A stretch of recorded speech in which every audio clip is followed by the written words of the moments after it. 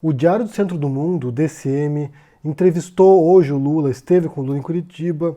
Eles vão publicar a entrevista na íntegra hoje à noite no portal deles. Só que agora há pouco entrou aqui, faz pouquinho tempo na verdade, uma reportagem com a manchete "Lula contra impeachment de Bolsonaro, abre aspas, foi eleito pelas regras do jogo que o PT aceitou". E no começo da reportagem diz o seguinte: o ex-presidente Lula diz que é contra propor o impeachment de Jair Bolsonaro agora, embora considere o governo dele um desastre. Mais adiante, segundo ele, Bolsonaro foi eleito pelas regras do jogo que o PT aceitou e, por isso, não deve defender o impeachment. Se houver motivo para impeachment, que seja investigado o crime de responsabilidade e depois disso seja apresentado o pedido de impeachment, se for o caso. Não pode fazer com o adversário o que o Aécio fez com a Dilma. Eu já falei sobre isso aqui anteriormente no canal, inclusive um vídeo sobre o impeachment do Bolsonaro, o possível impeachment dele, que eu acho que é provável, gente. Também não acredito que seja a melhor opção, mas me parece que há uma grande possibilidade de o Bolsonaro ser impeachmentado ao longo do seu governo. Mas isso seria péssimo para o Brasil, um impeachment seguido, né? Você tem o impeachment da Dilma em 2016, ter um logo em seguida assim, seria péssimo. Realmente o país está numa situação complicada, economicamente, politicamente, socialmente, então isso seria mais um fator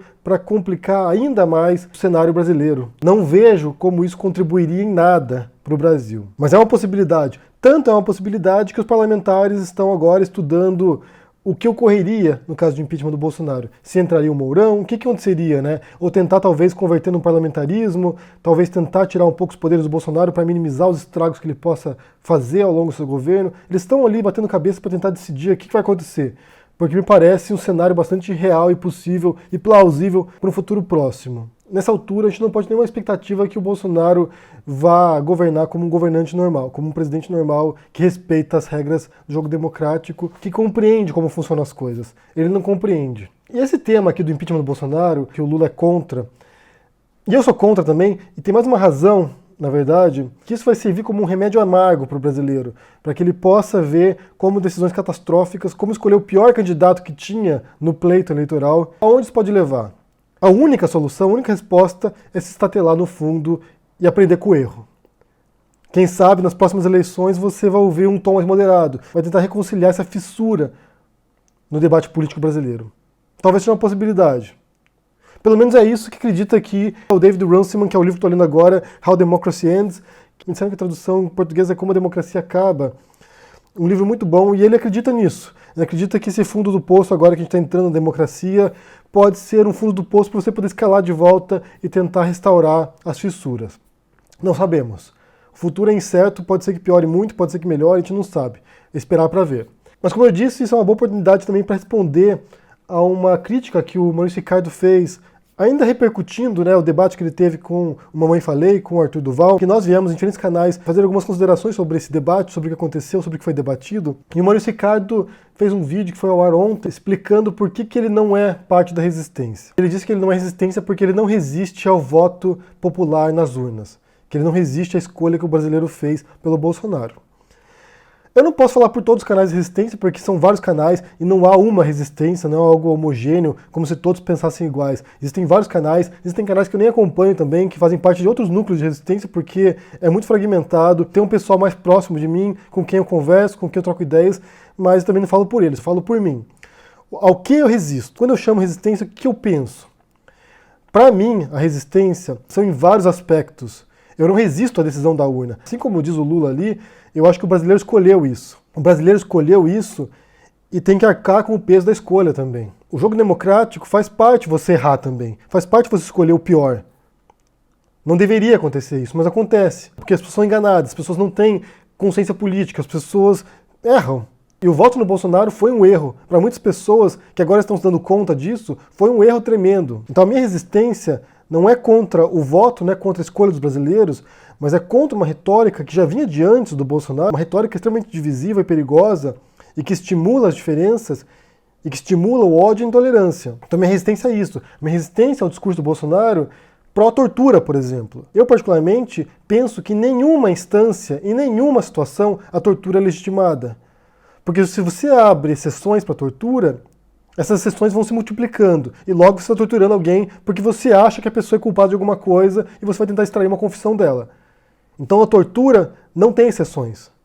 Em nenhuma circunstância você deve torturar um cidadão. O governo, o próprio governo, utilizar a máquina do governo para torturar cidadãos por alguma razão qualquer. Então, para mim, essa é uma retórica que não é aceitável. Não é aceitável no jogo democrático e não é aceitável por um parlamentar também, como era o caso do Bolsonaro enquanto deputado. Não é aceitável enquanto presidente também. É uma violação da Convenção de Direitos Humanos assinados pelo Brasil. É um pacto que o Brasil firmou com várias outras nações do mundo.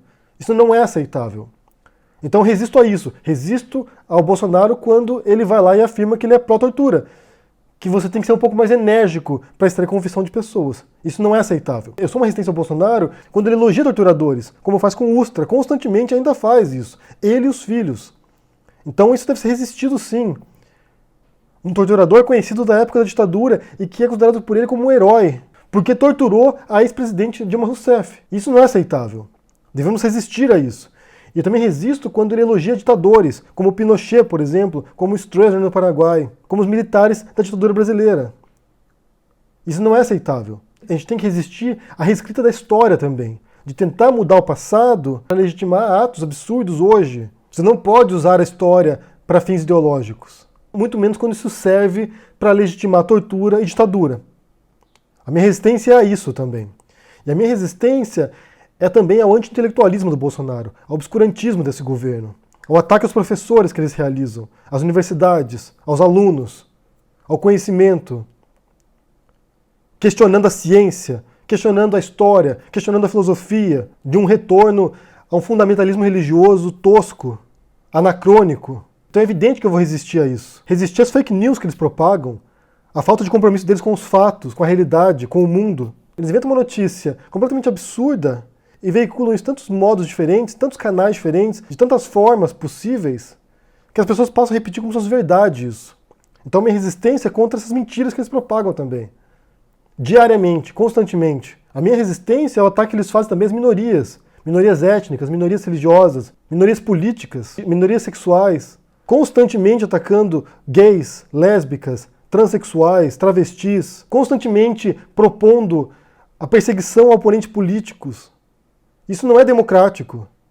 Isso é contra a democracia. Então essa é a minha resistência. A minha resistência não é contra o jogo democrático que levou esse cara ao poder, mas é contra o discurso dele que vai contra essas regras democráticas do qual ele faz parte. É alguém que está usando a democracia contra ela própria. É alguém que está usando a liberdade de expressão que a democracia permite para destruir a democracia, para intoxicar o debate político, para criar animosidade entre as pessoas, entre os grupos. É isso que eu resisto. Realmente não posso falar por todos da resistência, por os outros canais que estão aqui se propondo como resistência, não posso falar por eles. Porque cada um tem um tipo de resistência a esse governo. Talvez alguns compartilhem os mesmos ideais que os meus, mas alguns podem ter outras ressalvas em relação a esse governo. Pode ter algum outro tipo de resistência, talvez a pauta econômica deles, talvez a pauta ambiental. Existem vários focos de resistência, esse governo proporciona todo tipo de absurdo que também pode gerar diferentes focos de resistência. Polos de oposição e resistência. Traga o que o Bolsonaro promete fazer, é tremendo. E quem não entendeu isso, não entendeu a gravidade do momento que o Brasil passa agora.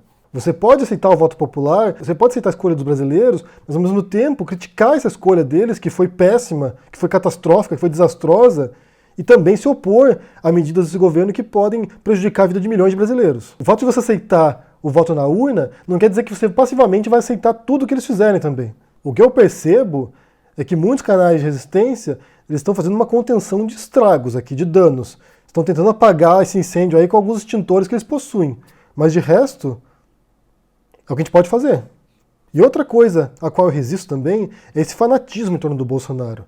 Essa adesão cega às propostas dele sem crítica, sem senso crítico. O que aconteceu com outros políticos também. Então não é uma exclusividade do Bolsonaro isso. Mas para mim é incompreensível. É incompreensível que alguém seja fã de um político. E é evidente que ao fazer essa resistência e propor como alguém que está contra esse governo, contra essas medidas absurdas dele, que você vai receber um monte de críticas, né? É evidente. Principalmente essa ala radical do bolsonarismo. Que ainda tem um núcleo fixo, um núcleo duro ali que se sustenta, que consegue se manter apesar de tanta notícia ruim nesse governo. Mas eu realmente não me importo com essas críticas. Eu não me importo porque de quem vem essas críticas, você não pode esperar coisa muito boa. Não são críticas racionais, não são críticas que você pode levar a sério. E quem está do meu lado aqui, quem acompanha o canal e que eu sei que acompanha, pessoas que eu já conheci ao longo desse período, eu sei quem são essas pessoas. São professores universitários, são professores de escolas, são alunos universitários, são pessoas que estão do mesmo lado dessa resistência. Compreendem o perigo do estrago que ele pode fazer na educação, por exemplo. E que já está fazendo, né? Hoje saiu um anúncio, o Bolsonaro vai congelar mais 2.724 bolsas de pesquisa da CAPES. Ou seja, são pesquisadores nas universidades com pesquisas importantes em diferentes áreas que terão sua verba agora cortada, sua bolsa de pesquisa cortada. Isso vai se somar a outras 3.474 bolsas que já foram congeladas. Então o estrago e o potencial de fazer mais estrago nesse governo é tremendo. Só não resiste a esse governo, só não se opõe a esse governo, quem não compreendeu a gravidade da situação. Ou quem é burro demais para achar que ter uma arminha na mão é suficiente para resolver os problemas do Brasil. Que liberar o porte de arma vai te dar emprego, vai te dar segurança, vai te dar saúde, vai te dar educação.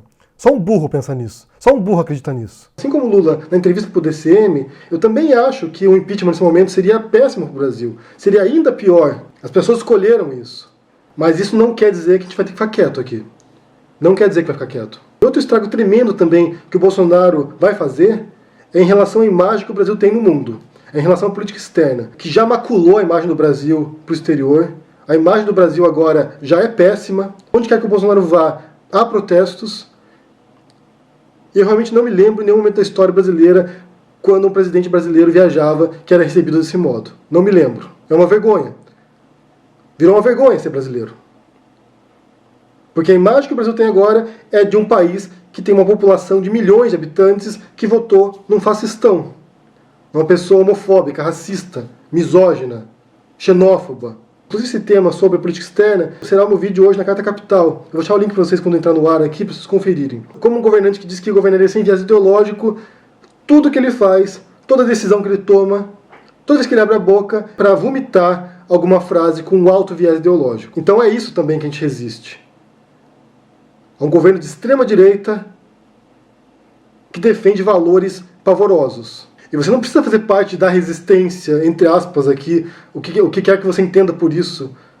Como eu disse, não é muito homogêneo. Isso tem uns caras diferentes que se proclamam como resistência. Você não precisa fazer parte disso para se opor aos absurdos do Bolsonaro. Basta ter um pouquinho de bom senso. Basta ter um pouquinho de compreensão do que é a política e de como isso pode ser daninho para o Brasil, internamente, dentro do país, em vários setores diferentes e externamente também, para a imagem do Brasil no mundo e como ele se relaciona com outros países também. Então é isso. Na descrição aqui o link para a entrevista do Lula no DCM. Por enquanto só tem uma reportagem lá, mas mais tarde vai entrar o resto da entrevista. Vou deixar também o link da reportagem sobre os cortes das bolsas na CAPES, também, que é muito grave, gente. São estudantes universitários, são pesquisadores de universidade que agora vão ficar sem dinheiro. E sabe-se lá quando vão liberar agora essa verba, né? Eles estão chantageando as universidades, né? Usando a reforma da Previdência para chantagear essas pessoas. Eu vou deixar o link quando entrar o vídeo da Carta Capital sobre a imagem do Bolsonaro no exterior e como ele está afetando a política externa do Brasil com o mundo. Quero saber o que vocês pensam sobre isso, né? Primeiro sobre essa questão do impeachment do Bolsonaro, se você acha que é uma boa ideia, se vocês concordam com o Lula, que é uma péssima ideia, que pode ser ruim para o Brasil, ou se seria bom para o Brasil. O que você acha sobre isso? Também sobre esse conceito de resistência. O que vocês pensam sobre isso? O que é a resistência? O que quer dizer para vocês isso? Porque eu sinceramente duvido muito que as pessoas que fazem canais aqui no YouTube, que se propõem como resistência, e os mais de 200 mil inscritos do canal aqui queiram mal do país. As pessoas não querem mal do país, porque elas vivem aí e elas têm que aguentar também as consequências dessa decisão dos brasileiros. No fundo, o que todos nós queremos é um lugar melhor, com mais dignidade, com mais educação principalmente. Em vez de você se armar, que você tenha acesso à educação de qualidade. Mais importante que uma arma no coldre aqui, para você sair disparando contra as pessoas na rua. Deixa seu comentário aqui embaixo, deixa o joinha, assine o canal, ajude no apoio, torne-se membro do canal também e a gente se vê por aí. Abraço e até mais. Tchau!